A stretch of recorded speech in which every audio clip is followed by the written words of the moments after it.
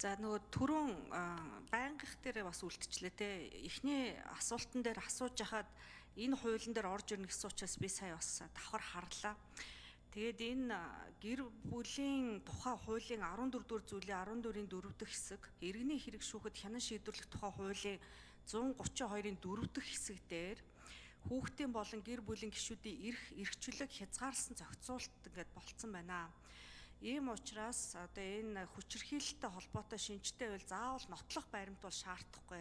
Жишээлбэл одоо шүүх эмнэлгийн ч юм уу те.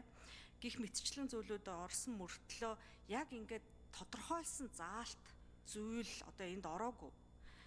Энийг одоо шаардахгүй байх талаар энднэрт одоо хохирогчд илүү ээлтэй байдлаар шийдэхийн тулд тусгайлсан тийм заалт байх зүгээр санагдаад байна.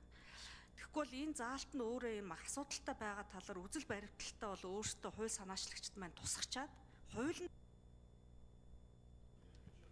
Бямц зөвтгшөө хариулъя. За энэ байнгын хүчирхийлэл гэдэг дээр хуулийн төслийн 20 дугаар зүйл дээр бас тодорхой орсон байгаа. Гэр бүлийн нөхцөл байдлын шинжилгээ хийнэ гэдэг. Гэр бүлийн нөхцөл байдлын шинжилгээг одоо шинжээч хийнэ. За мөн бас аюулын зэргийн үнэлгээр мөн одоо цагдаагийн байгууллагаас аюулын зэргийг тогтоож энэ одоо хоёр үндслэл энэ хоёр нөхцөл байдлыг үзэж байж байнгын мөн үү байнгын биш одоо нэг удаагийн тохиолдол байсан уу гэдгийг тогтооно гэдэг хуулийн төслөөс тодорхой заалт орсон байгаа. Тэгэхээр энэ заалтын дагуу үндсэндээ байнга хүчирхийлдэг байх юм бол гэр бүлийг шууд цуслах маргааныг цааш гэр бүлийг цуслах дараагийн арга хэмжээг авах.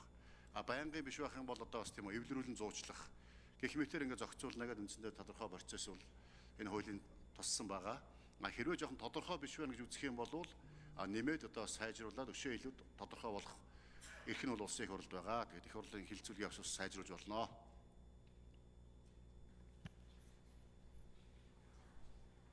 Дахиад тодруулах юм уу? За.